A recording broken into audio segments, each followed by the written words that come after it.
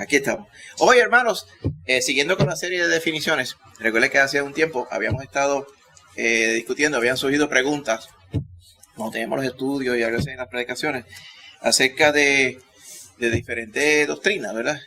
Una de ellas era el calvinismo, como le llamamos, ¿verdad? Muchas personas dicen, oye, el calvinismo, ¿qué son los...? Hemos escuchado de los calvinistas y qué es ello, qué es lo que ellos creen y quiénes son los que creen el susodicho calvinismo y demás cosas, ¿verdad? A la misma vez que habíamos estado cuestionando sobre otras doctrinas, ¿ok? Así que lo que quisiéramos comenzar en esta mañana de manera breve es una introducción para que vayamos a la Biblia, ¿verdad? Sobre lo que cree esta doctrina que se llama calvinismo. Vamos a hacer una reseña breve para que ustedes sepan de dónde viene el nombre, por qué se llama así, de dónde surgió, qué fue lo que resultó, cuál era el contexto de lo que estaba viviendo en aquellos tiempos, ¿verdad? Quien ideó esta doctrina, cuán basada en la Biblia está, cuán no basada en la Biblia está, y todo este tipo de cosas, ¿verdad? Que son importantes. Pero la parte más importante que vamos a ver es que cuando usted va por ahí escucha, pues hay diferentes creencias, ¿verdad? Diferentes grupos, ¿verdad? Si usted se circunscribe, por ejemplo, solamente a los que se llaman iglesias, ¿verdad? Y podemos llamarle iglesias cristianas, vamos a llamarle así, pero por lo menos la apariencia de iglesia cristiana. Usted va a notar que tienen diferentes enfoques, diferentes creencias, ¿verdad? ¿Por qué? Si todas se relacionan a la Biblia, o todas reclaman estar basadas en la Biblia, pues uno esperaría que todas creyéramos lo mismo. Entonces, ¿por qué terminan creyendo diferente? Porque la realidad es que, como usted viene a ver, hay muchas razones para esto. Vamos a decir, las podemos englobar en dos. ¿Por qué? Si usted va y hace un muestreo de 30, hace una evaluación de 30 diferentes iglesias, ¿verdad? Y posiblemente son 30 diferentes doctrinas, según ellos. Dice, nosotros nos diferenciamos de estos y aquellos en esto y esto. Vamos a poner que todos reclaman seguir la Biblia. ¿Cuál es la razón? ¿Qué es lo que explica las diferencias? ¿Okay? Lo podemos resumir en dos grandes grupos. Una de las razones grandes por las diferencias es porque han persistido en seguir lo que una denominación predica o enseña, sin cuestionar lo que esa denominación predica o enseña. O sea, puede ser que sean, para no mencionar nombres, para no ponerlo, ¿verdad?, polarizado, pero vamos a decir la denominación A, pues enseña esto, que no necesariamente todo está basado en la palabra, a pesar de que dicen que seguimos la Biblia. Y es cierto hasta el momento, donde hay otras cosas que le añaden, que son tradiciones de la denominación. ¿Qué son tradiciones? Pues son costumbres, como tenemos costumbres seculares y tenemos costumbres religiosas, vamos a llamarle así, ¿verdad? Costumbres seculares de Puerto Rico, por ejemplo, las fiestas patronales son costumbres seculares, son costumbres del mundo. Y a través del mundo, pues, a través de todos los municipios se celebran. Por ejemplo, ahora ya mismo aquí ahora en noviembre, pues, ya mismo, ¿no? Son las fiestas patronales acá en Aguadilla, y ponen sus máquinas, sus cosas, ponen las picas para jugar juegos de azar que deshojan al Señor, y por allá ponen todos los mundanos a cantar en una tarima, y allá glorificando a San Carlos Borromeo.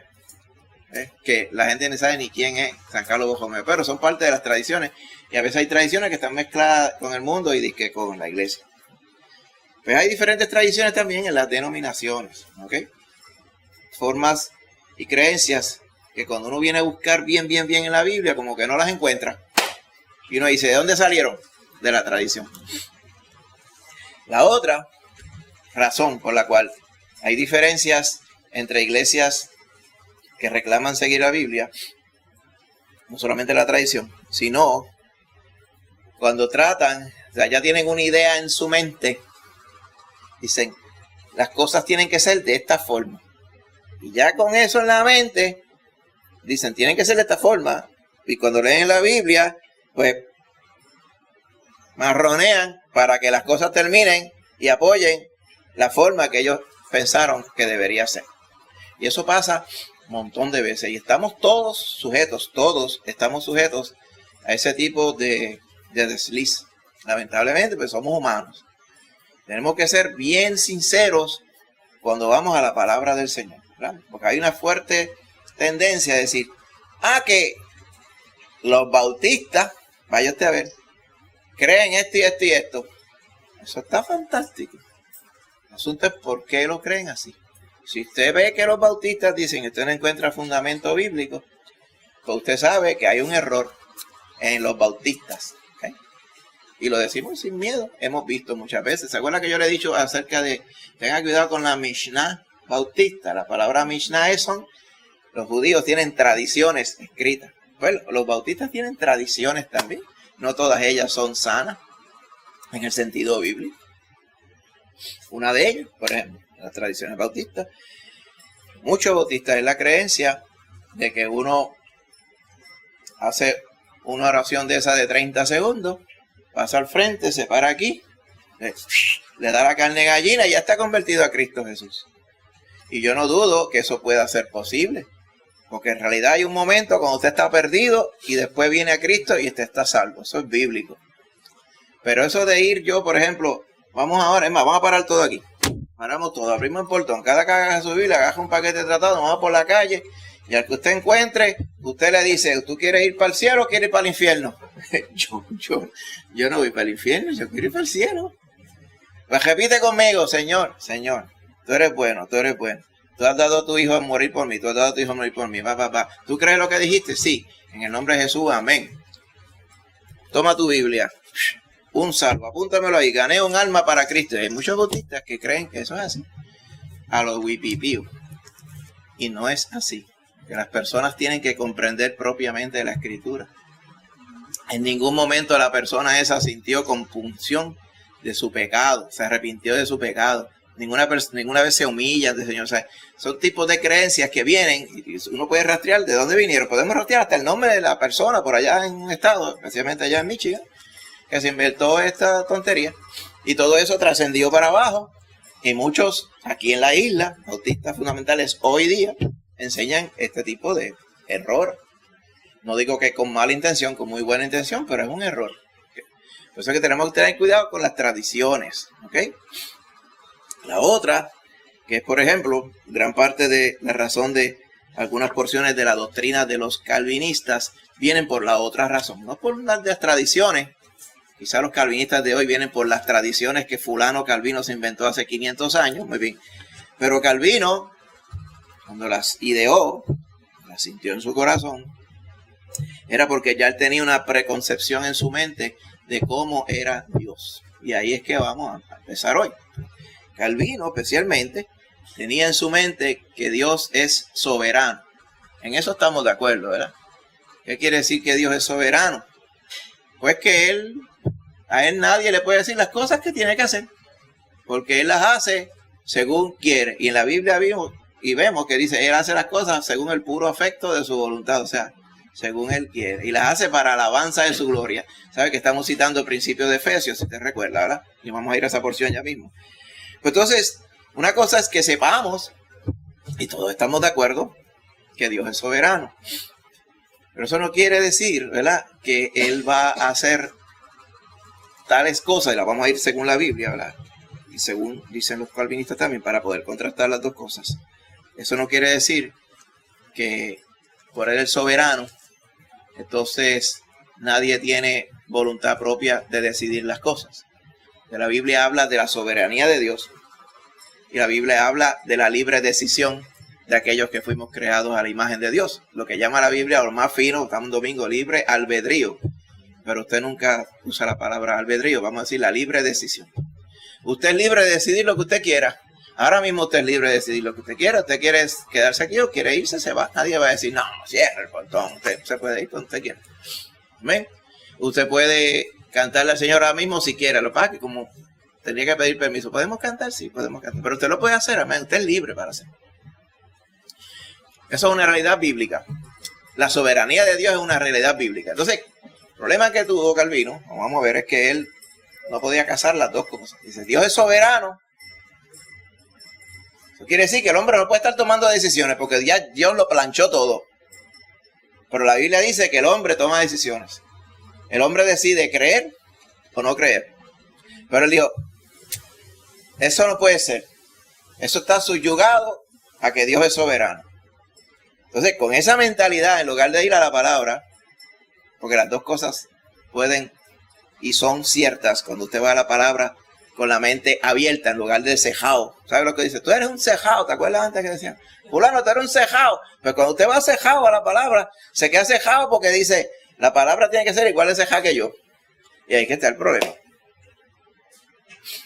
Estoy seguro que más adelante, cuando esta introducción sea puesta en la web, recibiremos muchos comentarios de personas que creen en el calvinismo, que dirán, allá está este varón y está diciendo cosas que él no entiende, porque siempre pasa así.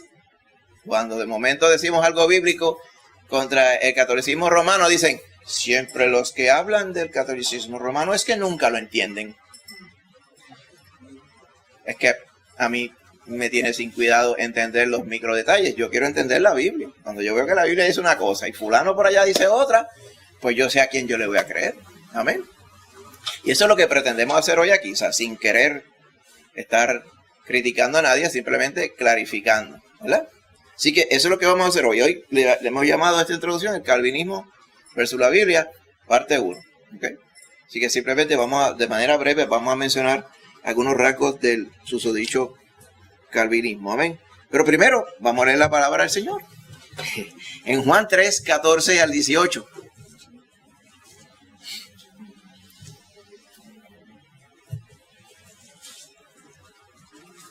Juan 3, 14 al 18. Bien importante, fundamental. Amén. Lo tenemos. Leemos, dice, y como Moisés levantó la serpiente en el desierto, así es necesario que el Hijo del Hombre sea levantado, para que todo aquel que en él cree no se pierda, mas tenga vida eterna. Porque de tal manera amó Dios al mundo, que ha dado a su Hijo unigénito, para que todo aquel que en él cree no se pierda, mas tenga vida eterna. Porque no envió Dios a su Hijo al mundo para condenar al mundo, sino para que el mundo sea salvo por él. El que en él cree no es condenado, pero el que no cree ya ha sido condenado, porque no ha creído en el nombre del unigénito Hijo de Dios. Amén. Señor, ahora bendice tu palabra.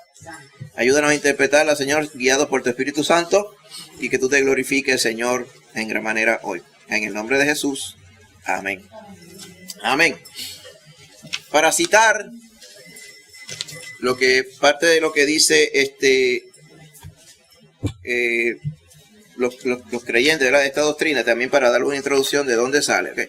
Primero, el calvinismo se llama calvinismo porque viene de un caballero que se llama Jean Calvin, o Juan Calvino en español. Pues Jean Calvin era un francés que vivió por allá, nació en el 1509, más o menos para esos tiempos antiguos, donde estaba llevándose a cabo la inquietud reformadora contra la Iglesia Católica Romana. Pues Juan Calvino, como lo llamamos en español, fue uno de los susodichos llamados reformadores. ¿Okay? Habían tres vertientes importantes en la reforma.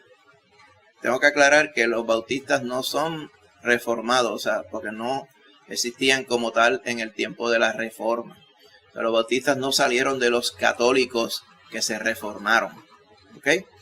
Así que verá, ¿verdad? Que se hace mucho énfasis y a veces se mezclan una cosa con otra. Y a mí me tiene sin cuidado porque yo soy cristiano. No es que a mí me interesa que me llamen de una forma u otra. Pero la creencia que podemos englobar, basada en la Biblia, más cercana, le podemos llamar bautista. Un día que ya uno diga, pues, ¿sabe qué? Nos podemos quitar el nombre bautista, no pasa nada. Porque no dice los bautistas heredarán la tierra, dicen los creyentes, los cristianos son los que estarán con el Señor, amén. Así que los otros son simplemente adjetivos. Ahora, Juan Calvino ideó, ¿verdad? Y profesó un sistema de doctrinas que se le llamó eventualmente calvinismo, que tienen unas peculiaridades que las vamos a resumir hoy, pero no vamos a ir al detalle, lo vamos a hacer más adelante, ¿verdad? Hoy simplemente vamos a ir al resumen para que usted pueda entender por lo menos uno de los puntos centrales que diferencian tremendamente la fe calvinista versus la fe bíblica. Además del calvinismo, también se levantó en la Reforma, usted reconocerá a Martín Lutero, ¿verdad? De donde se deriva el luteranismo. Dicho sea de paso, Lutero nunca quiso, ni nunca pensó, ni nunca ideó que se creara un movimiento que se llamaba luteranismo. Pero así resultó, porque la idea de Lutero era que la Iglesia Católica se reformara, no que dejara de ser. Pero eso no resultó así, sino que simplemente tuvieron que separarse de la Iglesia Romana, porque la Iglesia Romana quiso persistir con su mezcla de Biblia y tradición, más tradición que Biblia, dicho sea de paso. Y había otro caballero que se llama Ulrich Zwingli, ¿okay? Ulrico Zwinglio también era alemán. Entonces, Zwinglio, Lutero y Calvino fueron los tres profesantes más importantes de la susodicha Reforma protestante. ¿Por qué protestante? Porque protestaron contra los errores que había en la susodicha Iglesia Católica Romana. ¿Okay? Los tres terminaron separándose eventualmente, y sus seguidores y otros más, de la Iglesia Católica Romana en aquellos tiempos para los 1500 por allá. ¿Okay? Pues Juan Calvino es el fundador del calvinismo, por eso se llama de esa forma. Muy bien, puntos importantes del calvinismo. Usted, por ejemplo, no ve ninguna congregación que se llame Iglesia Calvinista de Aguadilla, ¿verdad que no? Entonces, si no aparenta haber ninguna, uno diría, ¿por qué estamos hablando de ello? ¿No? Porque es que sí existe la doctrina, pero no en el nombre de las iglesias o denominaciones. ¿Okay? Entre ¿dónde se encuentra arraigada esta doctrina calvinista? Grandemente en el pueblo presbiteriano. ¿Okay? En el presbiterianismo casi todas, ¿okay?, profesan esta creencia. ¿Okay? Digo casi todas porque hay algunas iglesias que se llaman presbiterianas hoy, han retenido ese apellido, pero ya han transicionado su doctrina, son más, diríamos, pentecostales carismáticos que calvinistas como tal. Pero algunos rasgos de la doctrina calvinista persisten con ellos. ¿Ok? Tengo que decirle, ¿verdad?, que para el tiempo que estaba Calvino, un poquito después, una generación después, vino otro caballero que se llamaba Jacob Arminian o Jacobo Arminio, de donde viene la doctrina, el arminianismo. Y muchas veces usted habrá escuchado decir el debate entre el calvinismo y el arminianismo. No se confunda con esto, vamos a ir poco a poco. Dice, válgame que hay mucho nombre y muchas cosas estamos mencionando hoy. No se preocupe, vamos a ir con calma. ¿Por qué esto es importante? Porque esto está subyacente dentro del sistema de creencias de muchas personas, inclusive muchas personas que estoy seguro usted conoce también. Y a la misma vez, más que la intención de estudiar a fondo qué cree el calvinismo, nos sirve a nosotros para repasar lo que dice la Biblia, que es la verdadera intención aquí para glorificar al Señor. Así que Arminio fue calvinista en un momento dado, pero empezó a diferir de estas creencias. ¿Ok? Y él creó lo que se llaman los artículos de la remonstranza. Remonstranza es la protesta contra los que protestan. Porque Calvino estaba protestando. Pero este protestó contra Calvino. O sea, que era protestante al cuadrado. Y entonces quiso refutar lo que él entendía eran los 5 puntos principales del calvinismo. Usted sabe que hay una mata que se llama un tulipán, ¿verdad? Esto no es un tulipán, esto es un amarillo y blanco. Pero el tulipán, el tulip en inglés, tiene 5 letras, ¿verdad? Pues alguien en un momento dado, después de Calvino no estaba vivo cuando eso, ideó que, oye, se pueden resumir para recordar cuáles son los 5 puntos principales del calvinismo, a formar un acróstico. ¿Sabes lo que es un acróstico, verdad? Que cada letra pues quiere decir algo. Pues no es de tulip en inglés, porque tulipán obviamente no funciona. Tiene que quitarle el an al final en español, pero en inglés, tulip incluye 5 puntos esenciales que los vamos a ir explicando según vayamos en las próximas veces. Una de las creencias, ¿verdad?, importantes, en la cual estamos de acuerdo, la T, total depravación del hombre. El hombre es depravado. A veces uno piensa, yo también soy depravado. Cada uno es depravado en el sentido de que estamos tan envueltos en el pecado que es imposible para nosotros buscar y pensar en el Señor. Y usted dirá rápido, "Oh, yo creo que hay unos que son más depravados que otros", y eso es verdad.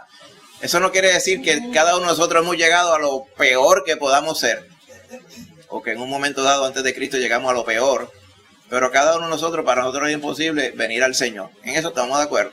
Esa es la T del tulip, total depravación o total depravation. La segunda, ¿okay? Es, tiene que ver con a veces no traduce bien, ¿verdad? Pero, tiene que ver con la redención. Cristo redimió, o sea, la muerte de Cristo aplicaba, y la sangre de Cristo aplicaba y era destinada solamente a los que se iban a salvar, no para todo el mundo. Muchos dirán, ¿cómo eso cambia mi vida?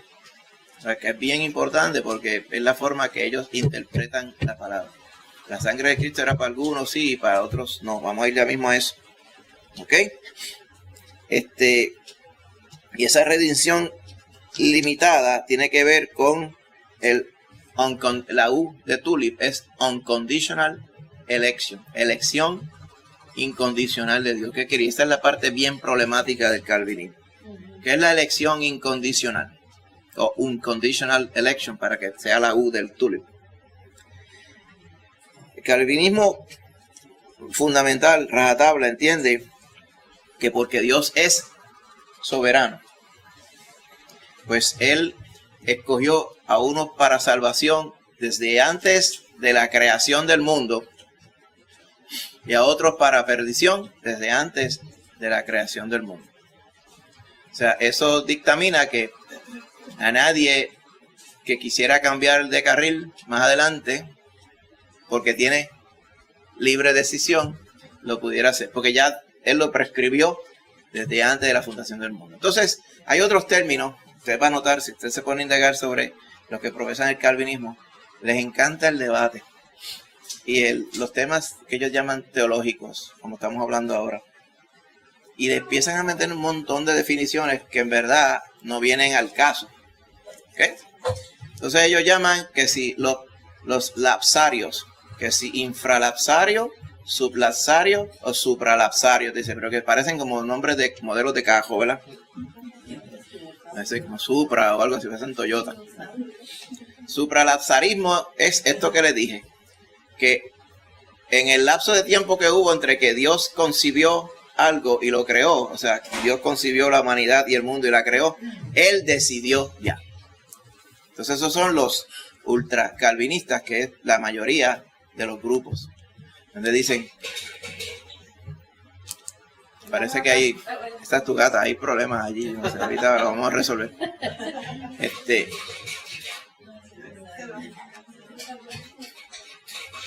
Ok. Shh. Muy bien, seguimos acá en el nombre de Jesús. Entonces, si se cree que Dios ya prescribió todo del principio, entonces ¿dónde queda el libre albedrío? ¿Dónde queda mi decisión? ¿Ok? Entonces, ello es importante porque en ese nos vamos a enfocar hoy para ir bien sencillamente a la palabra del Señor, para ver lo que nos dice la Biblia. ¿Ok? Muy bien. Otro de los puntos importantes es que, como ya hay unos que están escogidos para salvación y otros no, pues la expiación de Cristo es para los escogidos y para los otros no. ¿Ves? Entonces ahí que vienen todos los otros errores. Y como ya Él prescribió que unos se van a salvar y otros no, pues la gracia de Dios, la salvación es por gracia, la gracia es gratis de Dios, pero ellos entienden que esa gracia es irresistible. Usted tiene que haber escuchado este término también. ¿Qué quiere decir irresistible? Pues como ya Él dijo que unos se van a salvar y otros no, pues esos que se van a salvar, pues se van a salvar y los que no pueden resistir, o sea, no pueden querer no salvarse porque ya Dios decidió por ellos. Entonces, los que se van a perder, aunque se quieran salvar, no van a poder porque ya Dios decidió por ellos. Y lo último, en la cual estamos de acuerdo, la doctrina de que los santos perseveran hasta el fin. La doctrina de la perseverancia de los santos. ¿Okay? Que los santos no apostatan, o sea, los santos no caen de la gracia. O sea, si usted está salvo ahora, usted no se va a perder eventualmente. Y hay fundamento bíblico para ello. Muchas personas difieren de esto, tratando de explicar de por qué hay gente que se congregaba en un momento dado y servían al Señor y de momento no. Tú ves que uno puede salirse de la fe. El asunto es que la Biblia dice que los que son de Cristo han sido comprados con sangre. Lo que pasa es que hay muchas personas que dicen ser de Cristo y realmente terminan no siéndolo, ¿verdad? Y eso lo vemos en la palabra y lo vemos en el comportamiento de todos. O sea que no podemos decir, sí, pero como hay gente que dicen que son y después no son, pues es que uno puede perder la salvación. Por lo tanto, hay que buscar en la Biblia que apoye que pierda la salvación. Ese es el problema, que así me sería el método de Calvino. Él dijo, Dios es soberano, por lo tanto yo tengo que ver todos los versos, tienen que ser este, y el que esté medio raro, pues yo trato de explicarlo de otra forma. Esa no es la forma de interpretar la palabra debe interpretarse por sí sola, no podemos meterle un significado que ella no tiene. Eso lo hemos dicho cuando fuimos sobre las exhortaciones sobre la Biblia, aclaramos esto. Muy bien. Ahora bien, mire lo que dice este varón, por ejemplo, si vamos a uno de los escritos principales de él, que se llama Los Institutos de la Religión Cristiana. Okay. The Institutes of the Christian Religion, voluminoso. El volumen 3, capítulo 21, dice, por predestinación, esto es él, por predestinación queremos decir el eterno decreto de Dios, mediante el cual Él determinó, según Él mismo, y Él decretó todo lo que Él quería que pasara respecto a cada hombre. Esa es predestinación. Ya Él dijo lo que le va a pasar a cada uno. Eso no solamente es la salvación. Eso es la comida que usted se iba a comer hoy. Eso es que si usted le iba a echar 15 pesos, 16 chavos de gasolina hoy en lugar de 20 pesos. O sea, para que usted vaya entendiendo hasta dónde alcanzaba esto. No, una cosa es que Dios conozca todo lo que usted va a hacer. Y otra cosa es que Él haya prescrito, o sea, decidido ya todo lo que usted va a hacer. Ahí también había gran confusión para este varón. ¿Okay? El Señor ciertamente sabe las cosas. Hemos dicho que Él es omnisciente. Él es soberano. Pero según la Biblia usted va a ver que Él no anda planchando la existencia de la gente. ¿Okay? Por ejemplo, Él planchó la decisión de Adán y la de Eva. ¿Acaso Adán y Eva no tuvieron libertad de decidir? Él se lo dijo. De ese árbol usted no va a comer. O sea, ellos tenían el poder de decidir. Desde el principio la Biblia apoya de que hay una libre decisión. Y apoya también que Dios es soberano. Dios soberanamente decidió adjudicarle a los que Él creó libre decisión. ¿Amén? Así, de forma bien sencilla de explicar cómo las dos cosas viven juntas. Y Él sigue diciendo, esa es la predestinación. Dios decreta lo que le va a pasar a cada hombre. Dice, no todos están creados en términos iguales. Mire esto. Porque algunos están preordenados para vida eterna y otros están preordenados para condenación eterna. Y, de acuerdo a esto, cada uno ha sido creado para uno o para el otro de estos fines. Esto es lo que nosotros llamamos que alguien ha sido predestinado a la vida o a la muerte. Según el calvinismo, entonces podríamos decir nosotros que nosotros fuimos predestinados para vida eterna. Entonces hay otros que están predestinados para condenación eterna. Y que Dios obra en esa es la gracia de Dios. Eso se llaman los fundamentos de la gracia, le llaman ellos. Donde Dios, ciertamente por gracia, salva a quienes se salvan. Muy bien, eso está bien. Pero la parte que es un error es que alguien diga que como Dios es soberano, el hombre no tiene libre decisión. Cuando vamos a ver en la palabra que el hombre sí tiene libre decisión. ¿Pueden existir las dos cosas a la vez? Claro que sí. Dios es... ¿Qué quiere decir soberano? Que Dios decide lo que Él quiera. Pues Él decidió que le iba a dar libre decisión a los seres humanos. Tan sencillo. Se me quemó una neurona por eso. Lo que pasa es que cuando alguien tiene sus propias definiciones y quiere encajar lo que ve y posiblemente la pasión que el caballero sentía por aquellos que estaban llevando un error tan brutal como vender la salvación y quererla comprar con obras, que fue de donde él salió, pues él se fue de ese extremo, basado en obras, a el extremo completo que se chocó contra la pared. Y el caballero recién convertido a sana doctrina, como al año y medio, fue que él escribió estas declaraciones de doctrina. O sea, él todavía no había tenido chance de ponerse a explorar bien la palabra del Señor, vamos a decirlo con propiedad, como para tú decir, esto es lo que dice la palabra. En su celo de explicar bien, según él creó este libro. Los institutos de la religión cristiana, o sea, él se adjudicó que los cristianos eran los de él. O sea, no habían otros cristianos, y los cristianos que no creían según en la declaración calvinista, les fue bien mal. Se habrá oído.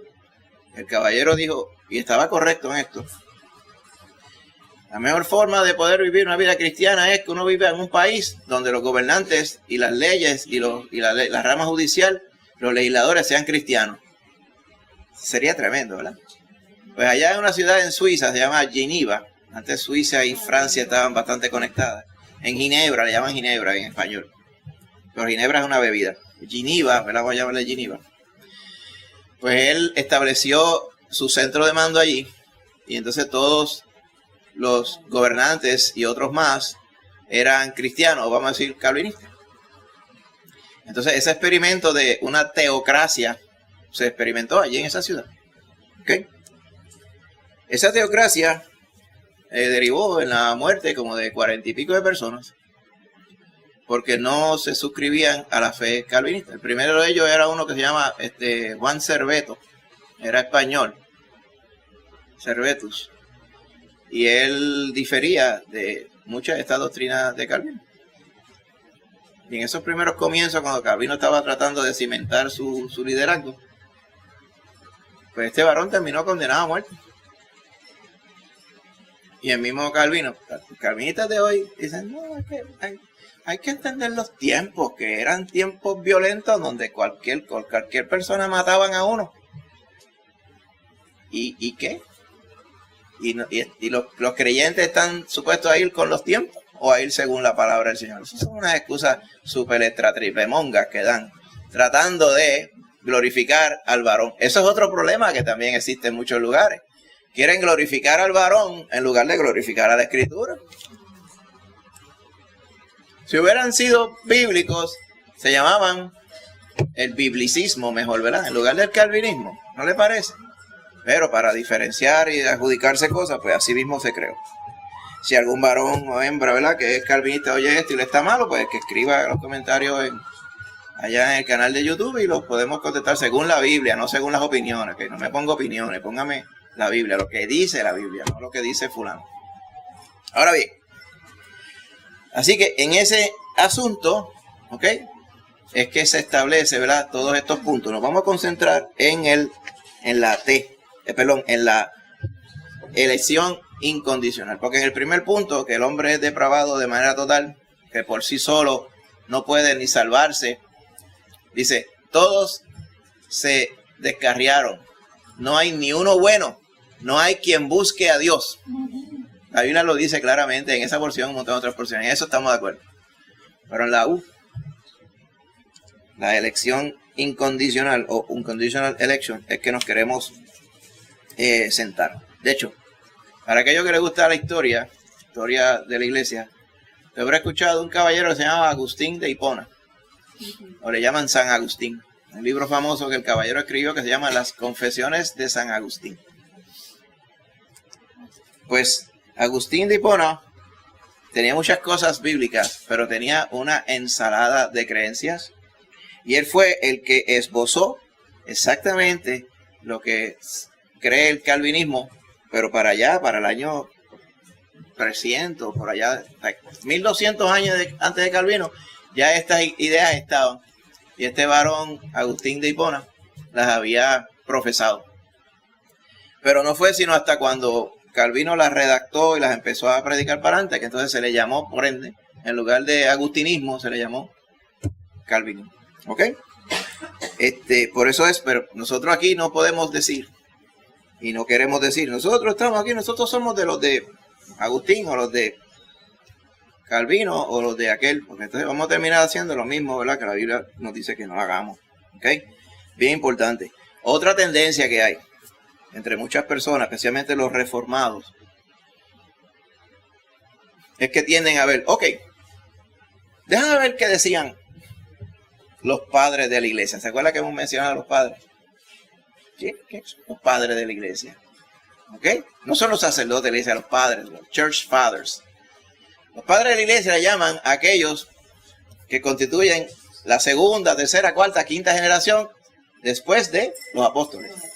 O sea, la primera generación de los padres de la iglesia hubieran sido los que eran alumnos, por ejemplo, de Juan, de Mateo, de Pedro y todos ellos. Juan Crisóstomo, ¿ok? Sería uno de esa segunda generación, ¿ok? La que se entiende es, y la presunción de muchos es que, pues como las cosas se van corrompiendo y las ideas, las doctrinas se van corrompiendo, pues a mí se me hace que aquellos que estaban más cerca de Cristo, pues deben tener la doctrina más pura. Porque han tenido menos tiempo para corromperse. Hace sentido, ¿verdad? Lógica, pero como las cosas no son por lógica. Porque esa misma lógica la usan, ¿te recuerda cuando estuvimos estudiando las versiones de la Biblia? Sobre los manuscritos bíblicos. Algunos decían, bueno, los manuscritos que son más viejos tienen que ser más fieles que los más recientes, porque han tenido menos chance de cambiarlos, si es que alguien quiso cambiarlos. Pero eso vemos que no es así, porque puede haber algo bien tergiversado y bien viejo, y puede haber algo bien nuevo y correcto. Así que por eso que las versiones de la Biblia, esas versiones, traducciones modernas, usan textos bíblicos, ¿ok? Que son de los textos súper antiguos, de los cuales solamente hay una copia o dos copias, mientras que el resto de la escritura, como nosotros la conocemos aquí, Reina Valera, pues se basa en un montón de copias, ¿verdad? Textos que se encontraron en arqueología, que cuando los compara dicen lo mismo, dicen, pues esto es lo que dice, porque hay 100 textos, 100 papiros, 100 escritos que dicen lo mismo, en lugar de uno. Pero como ese uno es más viejo, ahí que está el problema. Esa presunción es la que tienen respecto a los padres. Lo que dijeron los padres tiene que ser verdad todo. ¿Por qué? No necesariamente. ¿Usted recuerda los escritos de Juan, las cartas de Juan? ¿Qué batallaban las cartas de Juan? Contra el gnosticismo, ¿usted recuerda?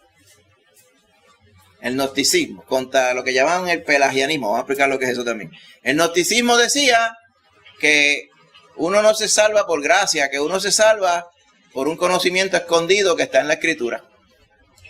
Esa herejía, ese disparate, estaba ya en los tiempos de Juan. Eso era desde antes de los padres de la iglesia. Así que la presunción que en el tiempo de los padres de la iglesia todo lo que había era sana doctrina, no necesariamente es verdad. Había muchas personas durante los tiempos de los padres de la iglesia que estaban más infundados sobre la doctrina y las religiones de misterio, o las religiones griegas y romanas, y sobre los filósofos griegos y romanos, más que sobre la Biblia. Había la tendencia de muchas partes de la Biblia que no eran muy claras y la querían entender según hablaban los filósofos. Vaya usted a ver, eso existía en aquellos tiempos. Por lo tanto, yo decir aquí, yo cuando no entienda algo de la Biblia, yo voy a buscar aquí el libro de San Agustín y él me lo va a explicar.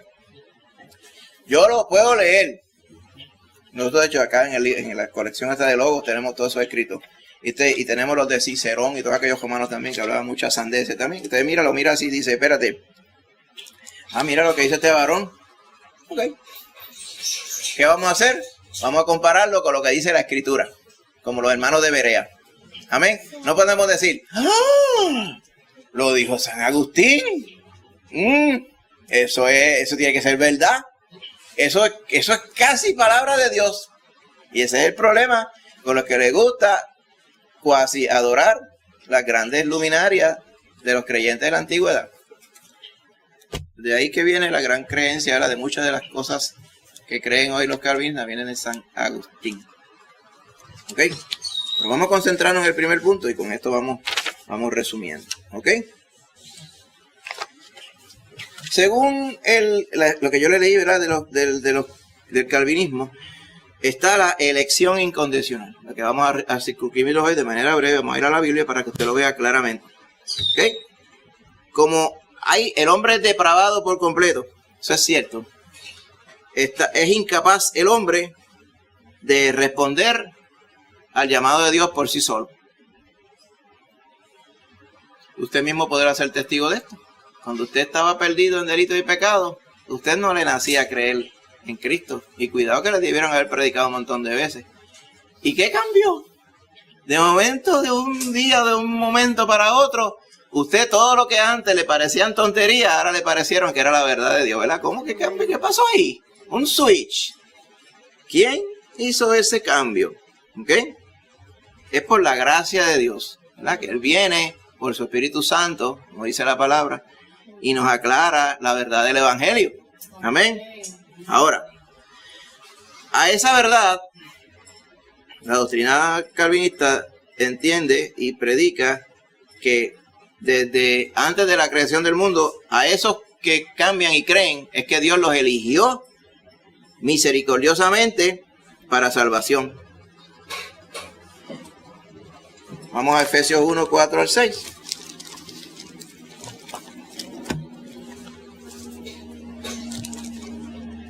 Efesios 1, 4 al 6. Dice, según nos escogió en Él antes de la fundación del mundo, para que fuésemos santos y sin mancha delante de Él, en amor, habiéndonos predestinado para ser adoptados hijos suyos por medio de Jesucristo, según el puro afecto de su voluntad, para alabanza de la gloria de su gracia, en la cual nos hizo aceptos en el amado. Donde dice, nos escogió en Él. ¿En quién? En Cristo.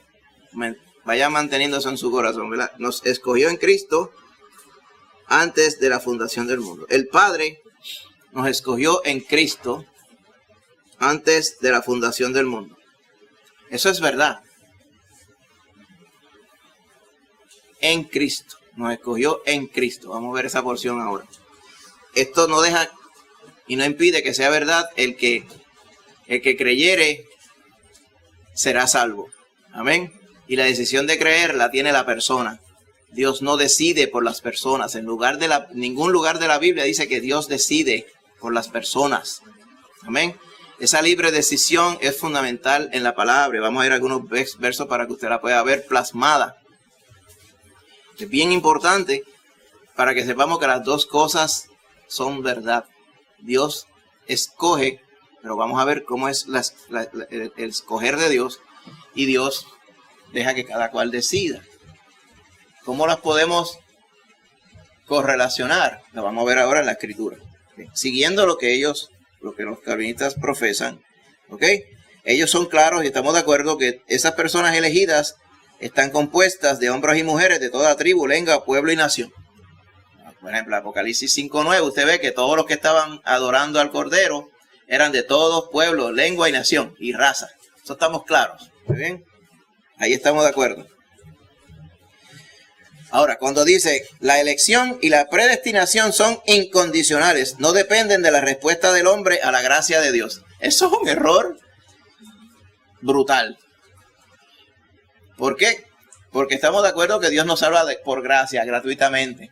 La sangre de Cristo nos limpia de pecado gratuitamente. Nosotros no podemos hacer, ni tenemos que hacer, ni se nos puede ocurrir obra alguna. Es todo por gracia.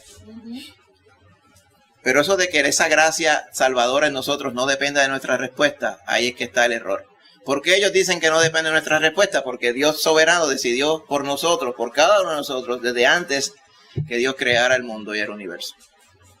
De donde ellos sacan esa concepción, porque cogen y extrapolan de lo que dice 1:4 de Efesios. Nos escogió en Él antes de la fundación del mundo. La parte que ellos deberían decir es, nos escogió antes de la fundación del mundo, para que fuera verdad. Pero como dice en Él, en Cristo, vamos a ver ahora lo que eso implica. ¿Ok? Cristo cambia todas las cosas, hermano. ¿Ok? Así que esto es lo que ellos están diciendo. Por ejemplo, en Romanos 8, fíjense que vamos a explicarlo correctamente usando los mismos textos que ellos usan para decir que es de otra forma. Okay, para que usted vea. 8:29 al 30 de Romanos. También usted lo conoce, hemos estado leyendo esto un montón de veces en las últimas 3 o 4 semanas para acá. Cuando usted viene a ver, dice, porque a los que antes conoció, también los predestinó para que fuesen hechos conforme a la imagen de su Hijo. Para un momentito ahí. A los que antes conoció. Acuérdense de eso también, importante. Después de conocerlos, los predestinó. Para que fuesen hechos a la imagen, conformes a la imagen de su Hijo, para que Él sea el primogénito entre muchos hermanos. Y a los que predestinó, a estos también llamó. Y a los que llamó, a estos también justificó. Y a los que justificó, a estos también glorificó. Y todo eso es cierto. La parte clave que tenemos que diferenciar, lo vamos a hacer en breve, es que esta elección es en Cristo Jesús. Y no despinta que cada cual tiene la libre decisión. ¿Ok? Y vamos a ir a esta porción. Vamos a tener unos textos que explican la libre decisión. ¿Ok? Ahora bien, antes de ir allá, déjeme resumir lo que el calvinismo predica sobre esta porción. Dice, Dios escoge a unos para salvación y a otros para condenación. ¿Ok? La persona no escoge salvarse.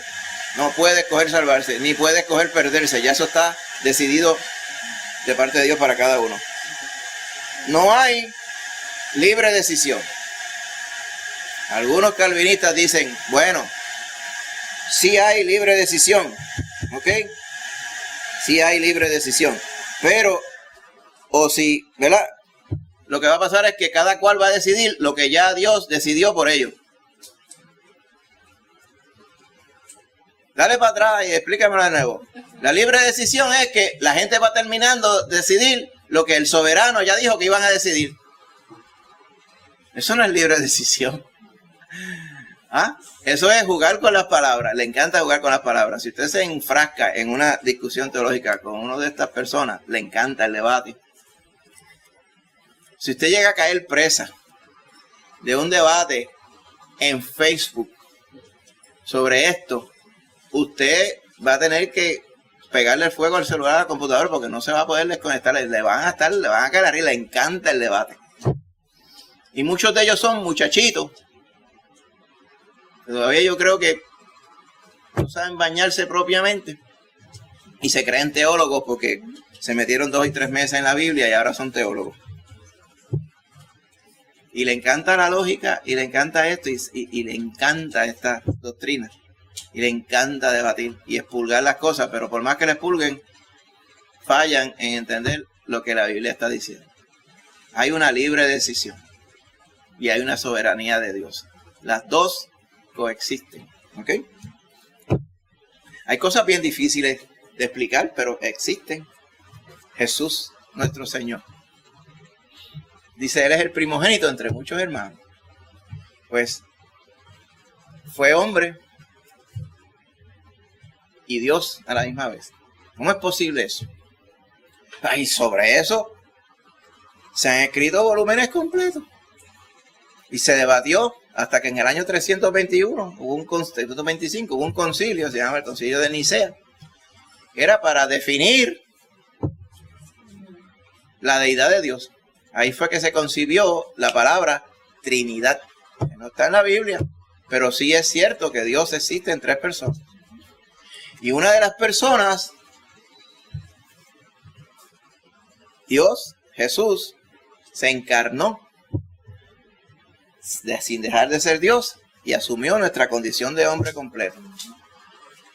Ay, mi madre, ¿cómo entonces podemos explicar eso? Y las personas se han ido de frente y han, bueno, un montón de otras, ¿verdad? El pelagianismo, por ejemplo, era una de estas creencias que decía, no, Pelagio dijo, no, es imposible eso.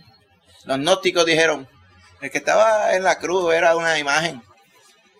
Los docetistas decían, sí, es verdad.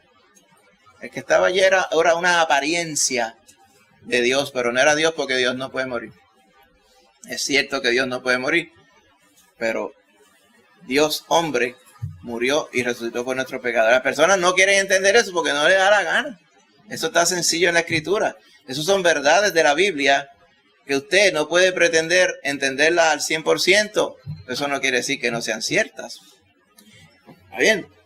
Lo mismo pasa con Dios es soberano, Él hace lo que Él quiere o lo que le da la gana, si queremos ponerlo bien aguadillano isabelino.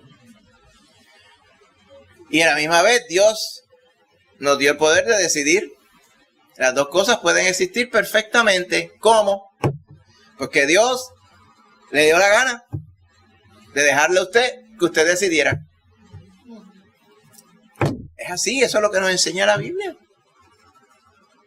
Ahora, usando los mismos textos, ¿verdad?, que estos varones dicen, vamos a la parte primero de hablar sobre el libre albedrío. ¿Ok? 1 Pedro 2:16, vaya yo un momentito. No espere ver que diga, este texto, oye, lo que aquí explica el libre albedrío, porque no lo va a decir así. Igual que nunca vamos a encontrar un texto que diga, aquí está explicada la Trinidad, regístralo, márcalo ahí en tu celular. No, lo vamos a ver que a través de la Escritura está implícito, pero la palabra específica no va a aparecer, pero no quiere decir que no exista. 1 Pedro 2:16 dice, vamos al 15, dice, porque esta es la voluntad de Dios, que haciendo bien, hagáis callar la ignorancia de los hombres insensatos. O sea, ese es nuestro testimonio del creyente, ¿verdad? Dice, como libres, pero no como los que tienen la libertad como pretexto para hacer lo malo, sino como siervos de Dios. ¿Qué implica? Que nosotros como hijos de Dios, salvos en Cristo, podemos optar a hacer lo bueno o hacer lo malo. Está claro aquí. No vamos a pretender, ¿verdad?, que por la libertad que tenemos de hacer todas las cosas que quisiéramos, vamos a optar por hacer lo malo. Pablo dijo, todas las cosas me son lícitas, pero no todas convienen. Todas las cosas me son lícitas, o sea, las puedo hacer, pero yo no me dejaré dominar por ninguna. Libre albedrío, el mismo Pablo lo decía. Gálatas 5, ¿ok? Fíjate que no estamos leyendo aquí el compendio de doctrina bautista, no, estamos leyendo la Biblia, amén. Olvídese de la doctrina bautista, vamos a la Biblia. 5, 16 y 17 de Gálatas, dice, os digo pues, andad en el Espíritu y no satisfagáis los deseos de la carne, porque el deseo de la carne es contra el Espíritu, y el del Espíritu contra la carne, y estos se oponen entre sí para que no hagáis, ¿qué dice? Lo que quisierais. Pero no dijo Calvino que yo no puedo estar queriendo cosas, que ya Dios decidió lo que yo iba a hacer. Aquí dice, nosotros queremos. Dios es el que produce en nosotros así el querer como el hacer según su buena voluntad. Pero nosotros podemos ir en contra de lo que Dios dice. Que de hecho ese es otro punto. Los calvinistas dicen que nosotros no podemos resistir la gracia de Dios si es que estamos escogidos para salvación. Y eso no es cierto, porque cada cual tiene libre decisión. Amén. Otro verso en Lucas 13, es solamente haciendo un muestreo para que usted pueda ver. Usted puede decir, sí, yo sé del libre albedrío, pero ¿dónde yo puedo ver en la Biblia qué tal lo dice? Mira, ya estamos viendo en la Biblia dónde lo dice. Lucas 13, 34 al 35.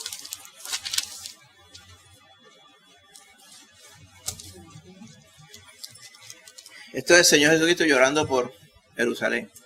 Se paró en el Monte de los Olivos y ahí miró la ciudad de Jerusalén y lloró sobre ella. Y le decía, Jerusalén, Jerusalén, que matas a tus profetas y apedreas a los que te son enviados. ¿Cuántas veces quise juntar a tus hijos como gallinas sus polluelos debajo de tus alas y no quisiste? O sea, ellos resistieron la gracia de Dios. A través de los profetas, Jehová quiso que ellos hicieran caso de la sana doctrina, pero ellos no quisieron. Lo mismo, a través de toda la Biblia lo vemos así, hermano. O sea, el Señor es soberano. El Señor sabe todo lo que va a pasar. Pero el Señor también en su soberanía nos dejó que nosotros escogiéramos libremente. Amén. Así que, si vamos entonces a los mismos versos, para ir resumiendo, que utilizan, ¿verdad?, para justificar la doctrina de que ya Dios escogió y usted no puede hacer nada. Vamos a Romanos primero, Romanos 8, Lo mismo que fuimos aquella vez, bueno, Romanos 8.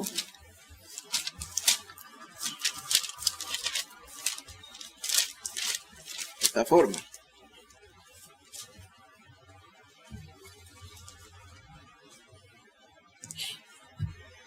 8:29 dice, está hablando de los que predestinó, ¿verdad? Dice, a los que antes conoció, esa es la parte importante. ¿Qué es conocer según hemos visto, verdad? ¿Se acuerda? Cuando Dios habla de conocer, habla de ginescos, ¿verdad? A los que ya Él conoció de manera íntima. Hay una connotación sexual, sensual en ella, pero la porción en la Biblia aquí donde dice, lo que nos quiere decir es que nos conoció a profundidad. O sea, él nos hizo una radiografía, Él ya sabía, nos conocía. Cuando dice el Salmo, mi embrión vieron tus ojos, se refiere a esto. Pues va desde antes de la fundación del mundo. Dice, a esos que conoció, el Señor vio nuestras vidas y sabe cada detalle de lo que ha ocurrido y de lo que va a ocurrir. Es lo que quiere decir conoció. ¿Okay? A esos que Él conoció, los predestinó para que fuesen hechos conforme a la imagen de su Hijo. ¿Qué quiere decir esto? Cuando el Señor ve a la humanidad, Él ve a todos. Él sabe que algunos terminarán salvándose por la fe y otros no. Eso Él lo sabe. Amén. Eso es cierto. Porque Él no puede evitar conocerlo todo, porque Él es todo conocedor. Él es omnisciente, Él lo conoce todo. Ahí estamos bien. Ahora, cuando vemos entonces en Efesios 1 que dice, Él nos predestinó en Cristo. Ahí que está la clave. Cuando usted mira, Dios mira, dice, estos se van a salvar y estos se van a perder. Él no lo está decidiendo, Él lo está viendo, porque así es que va a ocurrir. Los que se van a salvar en Cristo. Los que se van a perder sin Cristo. Así que lo que está diciendo Dios es que Él está viendo a la distancia y dice, estos que van a estar en Cristo, pues claro, ya están prescritos que se van a salvar, porque van a estar en Cristo Jesús. Y eso es la clave para entender esto, es en Cristo que uno se salva. No fue que Él decidió de antemano que unos se van a salvar y otros no. Es que Él decidió que en Cristo, los que creen en Cristo se van a salvar. Él sabe quiénes son. Nosotros no sabemos quiénes son, pero Él sabe quiénes son y quiénes no. Y Él predestinó la salvación en Cristo. Lo que Él no predestinó es quiénes se van a salvar y quiénes no. Y ahí que está el problema de Calvino, es en Cristo. Cuando vamos a ver a Efesios, vamos a leer Efesios nuevamente. Amén. Según nos escogió en Él, en Cristo, antes de la fundación del mundo. Y dice el 5, habiéndonos predestinado para ser adoptados hijos suyos por medio de Jesucristo, según el puro afecto de su voluntad. Donde está el puro afecto de su voluntad, su amor y su gracia, es que Él prescribió que en Cristo la gente se iba a salvar. Y el que no está en Cristo no se iba a salvar. Él ya sabe quiénes se van a salvar y quiénes no. Pero le toca a cada uno salvarse. Fíjense que está esta realidad también. Vamos a poner que Dios ve 1000 personas aquí, 1000 personas acá. 1000 personas que se van a salvar y 1000 personas que no. ¿Amén? De esas 1000 personas que se van a salvar, Él sabe que los que no se han salvado aún todavía se van a salvar. ¿Por qué? Porque Él sabe lo que va a pasar. Pero no es porque Él lo decidió por ellos. Importante, porque si no, no hubiera libre decisión. Si no, quiere decir que es que Él desde siempre decidió que Adán iba a pecar. Y decidió que la serpiente se iba a condenar. Y decidió que Caín iba a matar a Abel. Y decidió que a los que se han perdido se iban a perder. Entonces ellos tratan de explicar que al perderse, Dios muestra su gracia sobre ellos. ¿Cómo condenando a alguien a la gehenna de fuego, al lago de fuego, implica gracia? Ahí no hay ninguna gracia. Entonces todo lo quiere decir que es gracia, gracia, gracia, hasta que gracia nos da también. O sea, cuando Dios, podemos decir, si me dijeran justicia de Dios, pero entonces no podemos usar justicia, porque cuesta mucho trabajo, aún para los soberanistas, explicar cómo es que condenando a alguien a achicharrarse en el fuego por la eternidad, hay gracia. Si no se les presentó la oportunidad de decidir por sí mismos. La gracia funciona cuando te la dan gratuitamente y tú puedes decidir aceptarla o no. ¿Está entendiendo, verdad? No puede ser que aquí está la gracia, pero sóbate porque no es para ti. Es para algunos. Triste es que tú no eres de este grupo, pero alégrate porque ahí hay gracia. Eso son puras ridiculeces de teorías humanas, hermano. Vuelvo y digo, si alguien de los que escucha esto difiere, estoy seguro que habrán un montón, pues cíteme la palabra del Señor propiamente y podemos tener una conversación. Pero esto es lo que yo veo en la Escritura. Y es lo que ata las dos cosas. Yo no puedo decir, por decir que hay preelección, decir que no hay libre albedrío o tratar de definirlo para que siga siendo como si no hubiera. Que la gente va a decidir libremente lo que ya Dios dijo que iban a decidir. Eso no es libre decisión. Eso es un planchón. El Señor no hace eso. La gracia es esa misma. Que todo el mundo está perdido y aquel que cree en Cristo se salva. ¿Te recuerda lo que leímos al principio? Juan 3, no lo leímos no lo leímos porque había que leer algo, es porque tiene que ver con esto y con esto vamos a resumir ahora. ¿Okay? Dice, como Moisés levantó la serpiente en el desierto, se recuerda aquella vez que vinieron aquellas serpientes que lo estaban castigando por su desobediencia, por su incredulidad. Qué importante ese contexto. La gente estaba muriéndose por la incredulidad. Y de esa forma, dice, se va a levantar también el Hijo del Hombre, Jesús. ¿Para qué? Para que todo aquel que en Él cree no se pierda, sino tenga vida eterna.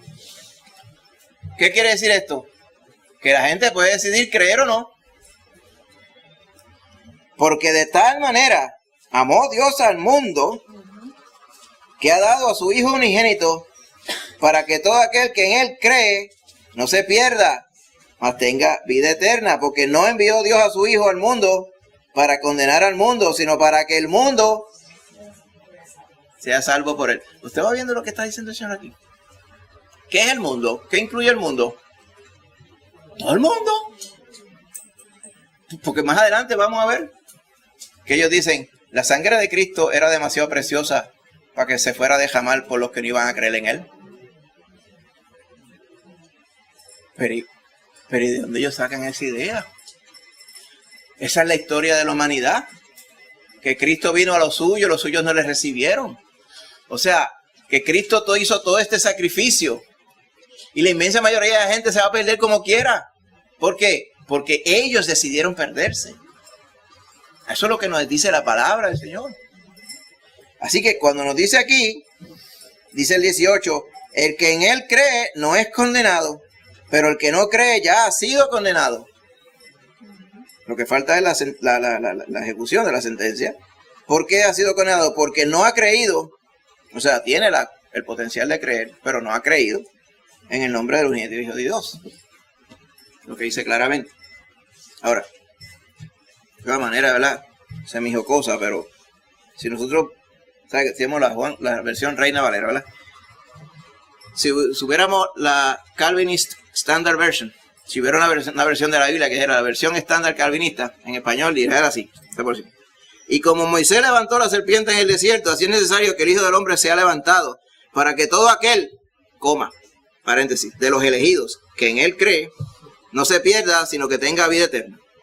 Porque de tal manera amó Dios a algunos del mundo, ¿verdad?, que ha dado a su Hijo unigénito, para que todo aquel de los elegidos, que en Él cree, no se pierda, mas tenga vida eterna. Porque no envió a Dios a su Hijo al mundo para condenar al mundo, sino para que del mundo solamente los elegidos sean salvos por Él. El que en Él cree, ya que fue soberanamente elegido, no es condenado. Pero el que no cree ya ha sido condenado porque no es de los elegidos y por lo tanto no ha creído en el nombre del unigénito Hijo de Dios. Tendríamos entonces ponernos a cambiar la Biblia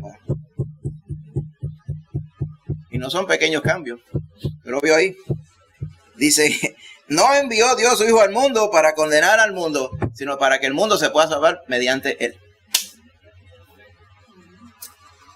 Ahí, como dice, más claro no canta un gallo. Nosotros tenemos el poder de decidir. Ese poder nos fue delegado por la soberanía de Dios. Eso no hace a Dios menos soberano. Amén. Dios sigue siendo soberano, eso nadie se lo puede quitar. Él no puede dejar, él no puede desoberanizarse, porque él es así, esa es su esencia.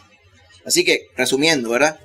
Sobre esto, más adelante vamos a resumir las otras creencias, ¿verdad? Que muchas veces son de tal forma, porque es como una cadena, dice, para que nosotros podamos decir esto, pues tenemos que decir esto otro aquí también, ¿verdad? Es como una cadena de errores. Y no se me ofenda a nadie, ¿verdad? Pero es como, vamos a llamarle errores. Pero hay un paralelo en las vidas diarias. Cuando viene un muchacho y hace algo mal, y le preguntan si lo hizo mal, o si él es el culpable de esto, y dice que no. Allá va el primer embuste. Cuando de momento viene otra persona y le pregunta, dice, pero tú dijiste que no viste, pero yo te vi pasar por acá. No fue que yo pasé, es que había otro que se parecía a mí. Segundo embuste. Entonces, el segundo embuste no hubiera ocurrido a menos que hubiera un primero. Y así pasa, en cadena. No estoy diciendo, ¿verdad? No estoy equiparando errores doctrinales con embustes, pero simplemente para ilustrar. Un error doctrinal necesita otro muchas veces para justificarlo. Por eso es que tenemos que tener cuidado con lo que creemos. Tenemos que ser bíblicos, ¿ok? No denominacionales en las cosas que creemos. Importante. Así que terminamos con lo que dice la Escritura, ¿verdad? El que en él cree no es condenado. El que no cree ya ha sido condenado, porque no ha creído en el nombre del unigénito Hijo de Dios. El 21 dice, el que practica la verdad viene a la luz. Viene a la luz. Para que sea manifiesto que sus obras son hechas en Dios. O sea que esa es la voluntad de Dios. Que nosotros decidamos hacer la voluntad del Padre. Amén. Cristo Jesús tenía libre decisión también.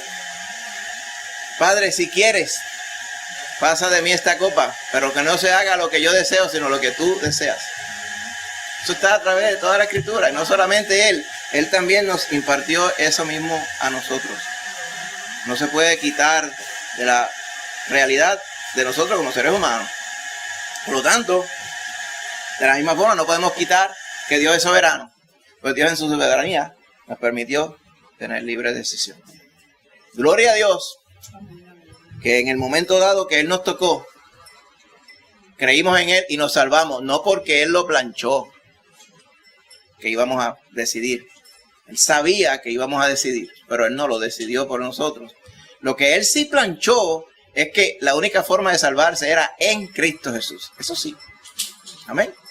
Porque Él sí que sabe exactamente las cosas como deben ser. Y así las creó y las prescribió el Señor como tal. Amén.